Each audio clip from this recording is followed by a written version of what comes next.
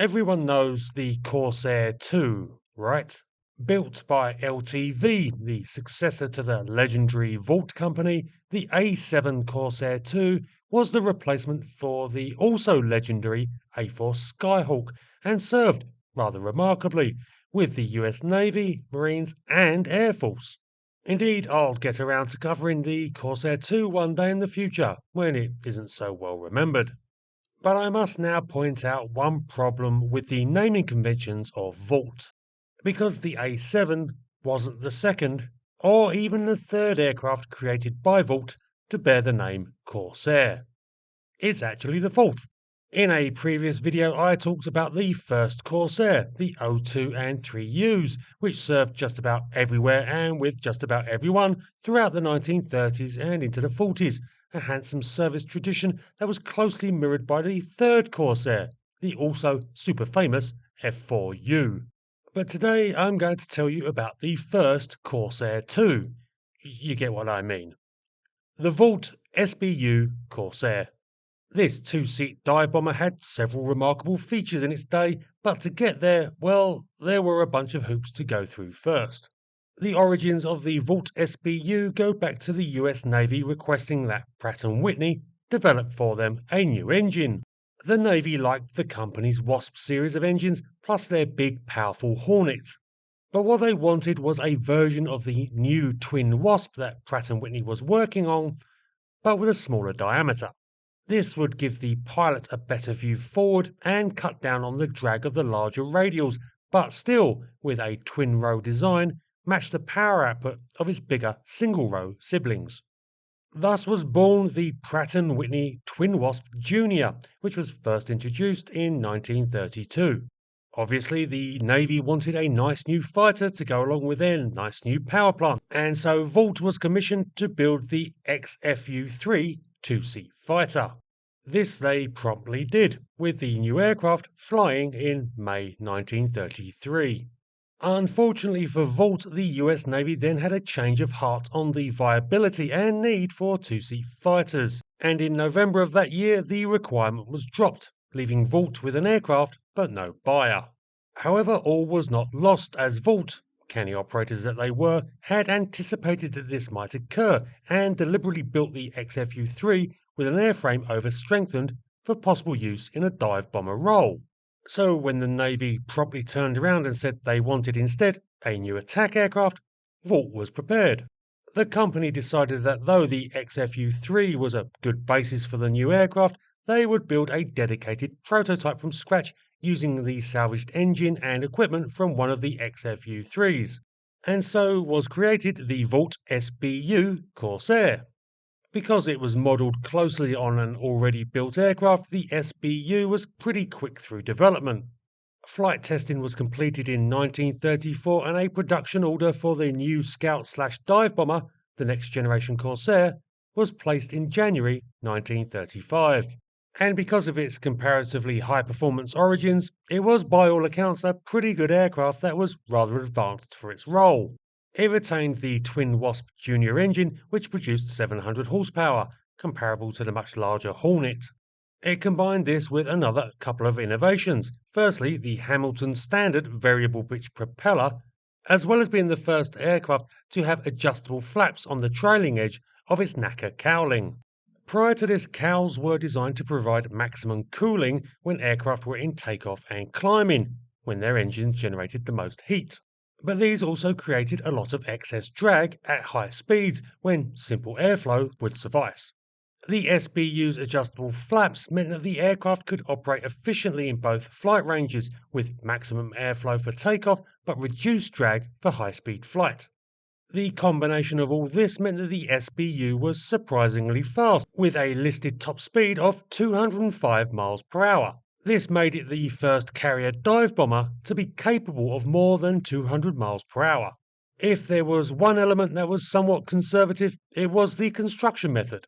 Many online sources stated the SBU Corsair was of all-metal construction, which I am certain is incorrect.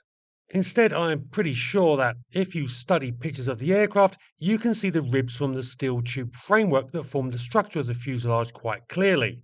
I suspect that the SBU copied the same build standards of the preceding O3U Corsair, which after all was still in production at the time, and had metal skinning for the engine bay running back to behind the pilot seat, while the rear fuselage and the wings were fabric covered.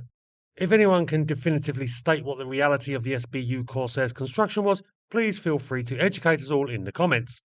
But it must be said that while the SBU used, I'm fairly sure, the mixed construction of its predecessor, as well as a fixed undercarriage, that isn't really a bad thing, as the O3Us were extremely popular and durable aircraft in service.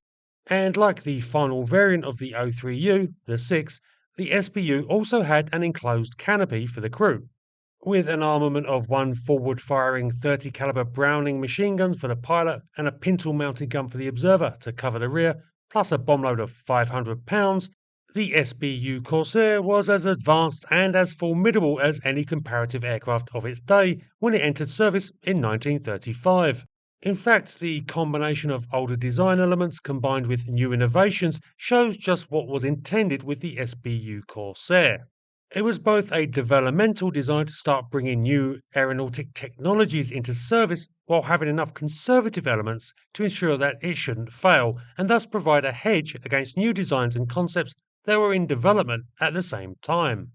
If there is one thing I am constantly repeating on Forgotten Aircraft, it's that the 1930s was absolutely crazy for aeronautic development. It is basically the standard to already be working on an aircraft's next generation replacement when it first comes into service. But in the 1930s, many aircraft went from cutting edge to outdated in a couple of years, to then be completely obsolete in 5. And the SBU Corsair is largely in that category. Even as the requirement was being issued for the creation of the SBU Corsair, another requirement was being placed for a monoplane successor. Requirements that turned into the Vought SB2U Vindicator and the Douglas Dauntless. Even these aircraft, though they provided sterling service in the first years of the Second World War, were rapidly replaced in turn due to the gallop of aeronautic development in the pre-war years. But to return to the SBU, this all meant that it experienced a short life in service as well as limited sales. In total, 84 Vought SBUs were initially ordered for the US Navy. In 1936, the one export order that was achieved for the type was placed by Argentina, who procured 14 aircraft under the designation of V142A. The Argentine Navy seems to have been happy with their Corsairs and used them well into the 1940s until replaced by more modern types.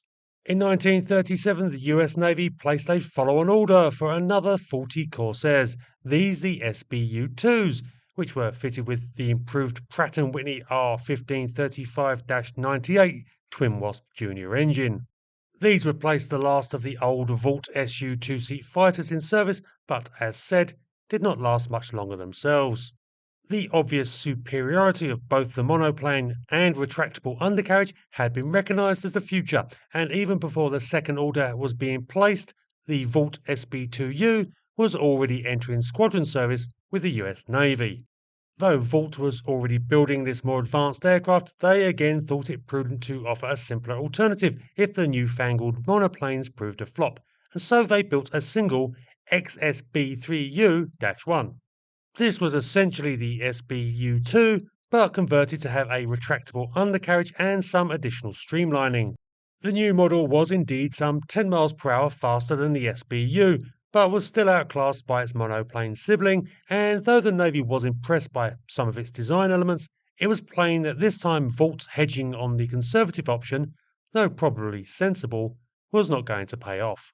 The supremacy of the newer Vindicator and Dauntless meant that though the Corsairs could carry on in service as a supplement to the new aircraft as their numbers built up, by 1941 the last SBUs were taken out of frontline squadrons and the survivors all switched over to training duties. And that concludes the history of the Vought SBU, the actual Corsair II, an aircraft both innovative and conservative, and nowadays an almost completely forgotten aircraft. Hope everyone found that interesting. If obscure aircraft are your thing, then have a flick through the Forgotten Aircraft playlist on the channel. There are all sorts of oddities in there. And please don't forget to like and subscribe. Helps push the channel along and keeps me churning out videos. Cheers, everyone. Have a good one.